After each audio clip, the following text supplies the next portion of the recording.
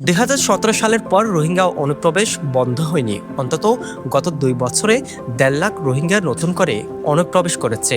তার উপর প্রতিবছর জন্ম নিচ্ছে 30 থেকে 35 হাজার শিশু। সেই হিসাবে গত 8 বছরে অন্তত 3 লাখ শিশু জন্মগ্রহণ করেছে।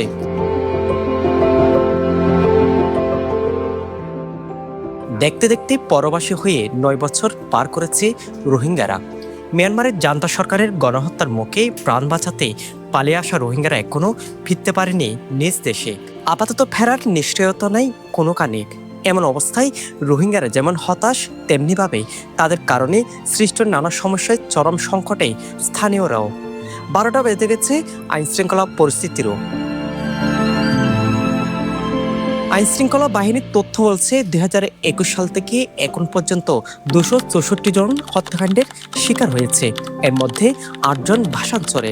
অস্ত্র উদ্ধার হয়েছে 466টি। 787টি অপহরণের ঘটনায় 935 জন ভিকটিম উদ্ধার এবং মামলা হয়েছে 99টি। পুলিশ বলছে মাদক, খুন, অপহরণ এবং মানব পাচারের মতো অপরাধ এখন রোহিঙ্গারা নিয়ন্ত্রণ করছে। তাদের কারণে আইনশৃঙ্খলা নিয়ন্ত্রণের বাইরে চলে যাচ্ছে। বিশেষ করে আমাদের মাদক, মানব পাচার, অপহরণ, এই তিনটা অপরাধের সাথে যে তিনটা অপরাধের ব্যাপক রয়েছে আমাদের টেকনাফ ক্রিয়া কেন্দ্রিক, এগুলোর সাথে সরাসরি রোহিঙ্গারা জড়িত। যে মাদক পাচার, তারপর অপহরণ, সেটা মুক্তিপণ আদায়, মানব পাচার, তিনটে বড় দল ক্রাইমের সাথে সরাসরি রোহিঙ্গারা জড়িত। রোহিঙ্গাদের ফলে সৃষ্ট হওয়া সমস্যার মধ্যে অন্যতম স্থানীয়দের কর্মসংস্থান রোহিঙ্গাদের দখলে চলে যাওয়া। শুধু তাই নয়, রোহিঙ্গাদের কারণে নানাবিধ সমস্যায় জর্জরিত স্থানীয়রা। আমরা মানবিক আশ্রয় দিয়ে এখন নিজেরাই অমানবিক একটা পরিস্থিতির মধ্যে পড়ে গেছি। আজকে কক্সবাজারের প্রত্যেকটি আনাচে কানাচে রোহিঙ্গারা ছড়িয়ে পড়েছে। এখানে যদি 10,000 গাড়ি চলে, 8,000 রোহিঙ্গা। আপনি মাছ বাজারে যান, ওখানেও রোহিঙ্গাদের দখলে। শ্রমজীবীতে যান, ওখানেও রোহিঙ্গাদের দখলে। প্রত্যেকটি সেক্টর স্থানীয়রা মারাত্মকভাবে রোহিঙ্গাদের কারণে ক্ষতিগ্রস্ত হচ্ছে। বনভূমি মরুভূমিতে পরিণত হয়েছে, ওখানে জীববৈচিত্র্য ধ্বংস হয়েছে। তারা আমাদের শ্রমবাজার দখল করছে, কক্সবাজারের বিভিন্ন অপরাধে তারা জড়িয়ে পড়ছে, মুক্তিপণ আদায় করছে, সেগুলো রোহিঙ্গারা জড়িত। সন্ধ্যার পরে ওখানে অস্ত্রের মহড়া হয়, সেখান থেকে অনেক অস্ত্র কক্সবাজারের আনাচে কানাচে পাচার হচ্ছে। রোহিঙ্গা প্রত্যাবাসন নিয়ে সরকারের কর্মকাণ্ডে আমরা কক্সবাজারবাসী খুবই হতাশ। তার কারণ তারা প্রত্যাবাসনের জন্য এখনো জোর তদবির বিশ্ববাসীর কাছে জানায়নি। 2017 সালের পর রোহিঙ্গা অনুপ্রবেশ বন্ধ হয়নি। অন্তত গত 2 বছরে 1.5 লাখ রোহিঙ্গা নতুন করে অনুপ্রবেশ করেছে। তার উপর প্রতিবছর জন্ম নিচ্ছে 30 থেকে 35 হাজার শিশু। সেই হিসাবে গত 8 বছরে অন্তত 3 লাখ শিশু জন্মগ্রহণ করেছে। UNHCR এর তথ্য মতে বাংলাদেশে বর্তমানে নিবন্ধিত রোহিঙ্গার সংখ্যা 12 লাখ। এর মধ্যে 33,850 জন ভাসানচরে, বাকিরা ওকিয়া টেকনাফের 33টি ক্যাম্পে। সংস্থাটি বলছে রোহিঙ্গা ইস্যুতে চরমভাবে তহবিল সংকট তৈরি হচ্ছে। এদিকে রোহিঙ্গারা বলছে আন্তর্জাতিক সম্প্রদায়ের উদাসীনতার কারণে তারা নিজ দেশে ফিরতে পারেনি। এতে ক্ষোভ প্রকাশ করেছেন তারা। অত সাইরুলতে আর দাজে পলিটিক্যাল গরিতারা দাজে আর দাজে একাত্তক দাজে গ্যার দাজে আর আকবার লই ফেলাই বা দাজে ভিজু তো আর কি কইছে একবার দাজে 2017 মাঝে আর দুমরাইয়ে বর্মা হুকুমতাত দে মগবাগি দাজে দুনুয়াইয়ে দাজে আর দাজে দুমরাই বাংলাদেশে ফেরত ফেলে দিতে। বাংলাদেশে আর দাজে যে 9 বছর পর্যন্ত আর দাজে তারা জায়গা দিয়ে গিয়া দিয়ে বেশা বেশি শুকরিয়া ইতার আর যেতার আমাদের তারা সাহায্য করছি তারা ভিডিও রাখি। আজ 9 বছর ইন্টারন্যাশনাল কমিউনিটি যে আছে ওয়াদা দিল, তারা যে কমিটমেন্ট গুজে হিন একানো তারা ইমপ্লিমেন্ট ন করে। হেতলা অগুয়া রোহিঙ্গা পর্যন্ত নিজর দেশত ফিরি যায় না পারে।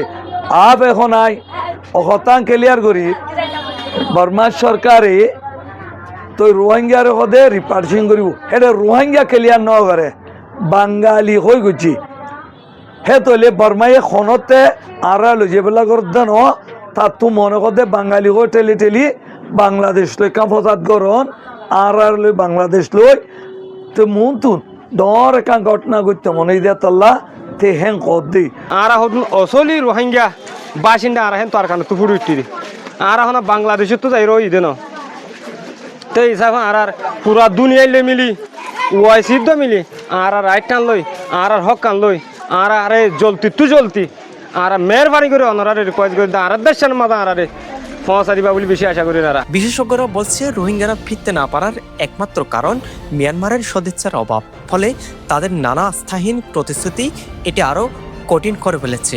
সরকার এ পর্যন্ত বিশেষ করে 2017 সালের পর থেকে সরকার নানানভাবে উদ্যোগ নিয়েছে। 2টা উদ্যোগ বড়ভাবে নিয়েছিল, কিন্তু একজন রোহিঙ্গাকেও ফেরত পাঠাতে পারেনি।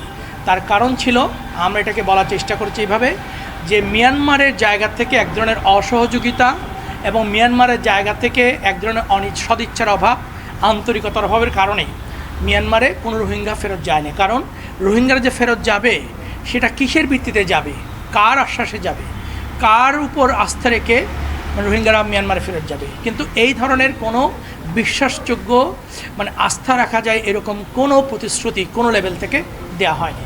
এদিকে শরণার্থী কমিশনের মধ্যে রোহিঙ্গা প্রত্যাবাসনে এই মুহূর্তে আলোর মুখ দেখছে না, কারণ এই প্রত্যাবাসন প্রক্রিয়া পুরোপুরি মিয়ানমারের উপর নির্ভর করছে। মিয়ানমার সরকারের সদিচ্ছার অভাব স্পষ্ট হয়েছিল। তখন আমরা যে বিভিন্ন তালিকা পাঠিয়েছি সেই তালিকাগুলো ভেরিফিকেশন করতে অনেক সময় নিয়েছে। প্রত্যাবাসন শুরু করাটা তো বাংলাদেশের হাতে না। বাংলাদেশ চাইলেই যে প্রত্যাবাসন করতে পারবে বিষয়টা তো এরকম হলে তো বাংলাদেশ সফল হয়ে যেত। এটি মূলত নির্ভর করছে মিয়ানমার সরকারের উপর।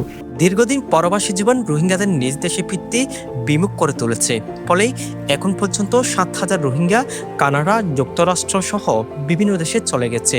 এই প্রক্রিয়া চলমান থাকলে নিজ দেশে না ফিরে অন্য দেশে ফেরার আশায় বিভোর হয়ে থাকবে রোহিঙ্গারা। এতে অচিরে আশাহীন প্রত্যাবাসনে ঘাড়ের উপর বাংলাদেশের বোঝা হয়ে দাঁড়াবে রোহিঙ্গারা।